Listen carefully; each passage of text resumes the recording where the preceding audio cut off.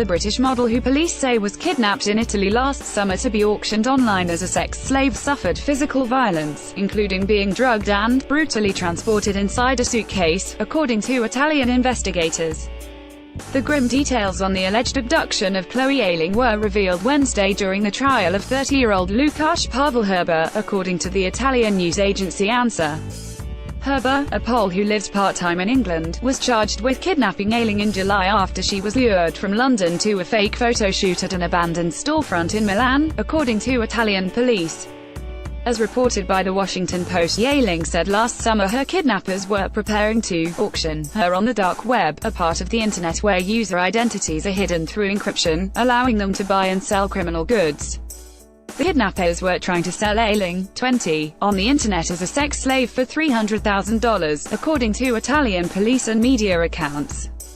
Ayling told Italian investigators at the time she was drugged, gagged, bound and stuffed into a duffel bag, then transported in the trunk of a car to a remote farmhouse outside Turin. There, she slept with her hands and feet tied to furniture, the investigators said. During Herber's trial Wednesday, investigators said the model was put under psychological pressures during the abduction, ANSA reported.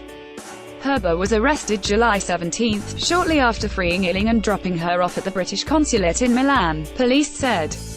British and Italian media reported the kidnappers freed Ayling after learning she was the mother of a 2-year-old boy. Herber's brother, Mitchell Conrad Herber, is also accused in the kidnapping and was arrested in Britain last summer. He is awaiting extradition from England, according to ANSA. Ayling described the kidnapping in a statement to police last summer, which was published by the Italian newspaper Corriere della Sera. A person wearing black gloves came up from behind and put one hand on my neck and the other on my mouth, while a second person, wearing a black balaclava, injected me in my right arm. I think I lost consciousness. When I woke up I was wearing a pink bodysuit and the socks I'm in now. I realized I was in the boot of a car, with my wrists and ankles tied and my mouth taped. I was inside a bag, with only a small hole that allowed me to breathe. She screamed and struggled so loudly, she said, that her kidnappers had to pull over 3 times to try to silence her while en route to their safe house. An image released by Italian police on August 5 shows the house in which a kidnapped British model was allegedly held near the northern city of Turin.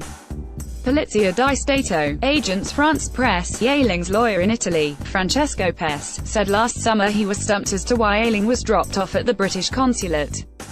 She suffered a lot. It was an awful experience, and to believe that she would never see her family again, he told The Guardian. Read more.